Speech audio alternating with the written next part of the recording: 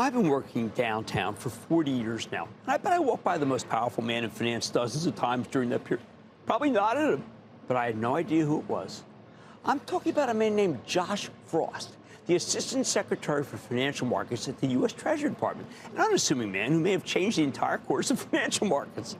That's because this professional issued a release today that may have ended the equilibrium problem in the bond market that I'm always talking about to you. This was and I'm going to hold it up because it's a big deal, the quarterly refunding statement of Assistant Secretary for Financial Markets, Josh Frost.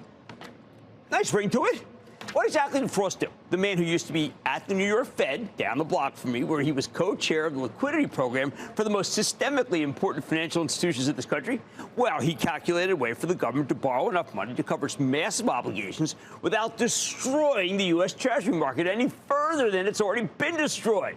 Rather than emphasizing what's known as the long end, he's deciding to offer funding that's relatively shorter in duration. Remember, it's longer-term bonds that have been hammered in price in recent months. Frost realized that the Treasury would do a lot less damage if they sold shorter-term notes, specifically mostly 3- and 10-year notes, rather than trying to issue 20- or 30-year bonds, which have just been crushing us. That's because the Treasury Department now more or less controls the long end of the yield curve that's supposed to be determined by the magic of the market. See, unfortunately, our government used to borrow so much money that long rates have become hostage to longer-term Treasury auctions.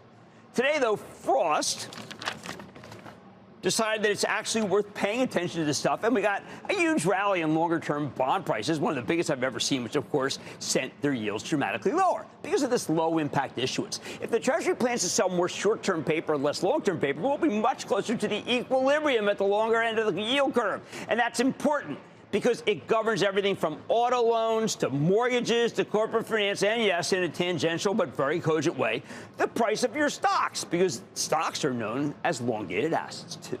For years now, Treasury's been uniquely tone-deaf to how far it should go when it's borrowing money to cover our immense and irresponsible deficit.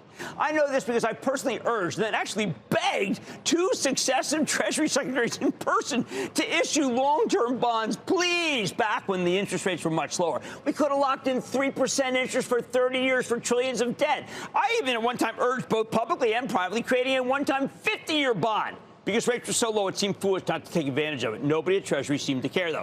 Actually, most of them told me I didn't understand the bond market, even as I've traded bonds since 1982. Of course, that ship has sailed. Now, to stop the huge climb in long rates, Treasury either has to go out in hat in hand to find buyers, or it can simply kick the can down the road by issuing this much shorter-term paper where it's selling has less impact. Enter Josh Frost, savior of the bond market, who gave the long end of the curve a reprieve by commuting the death sentence for long-term treasuries. He did the smart thing, and he said, hey, we're kicking the can down the road. Sure, there's Jay Powell out there, and he's calling the shots on the short end, and we still aren't sure of his next move, but the 30-year buck stops right here at the door of Josh.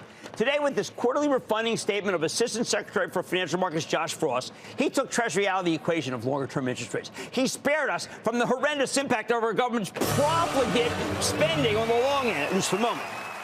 Josh, wish I knew you when I walked regularly by the Wendy's so close to the New York Fed, or perhaps even that Dunkin' Donuts right at the corner. Real good Joe there. I would have tipped my cap, maybe even bought you a cup of Joe, and certainly thank you for your public service. Mad Money is back after the break. Coming up, grab a bowl of Fast Casual's future. Dig into the stock that could be your next breadwinner when we return. Don't miss a second of Mad Money. Follow @Jim Cramer on Twitter. Have a question? Tweet Cramer. #MadTweets. Send Jim an email to madmoney@cnbc.com or give us a call at 1-800-743-CNBC. Miss something? Head to madmoney.cnbc.com.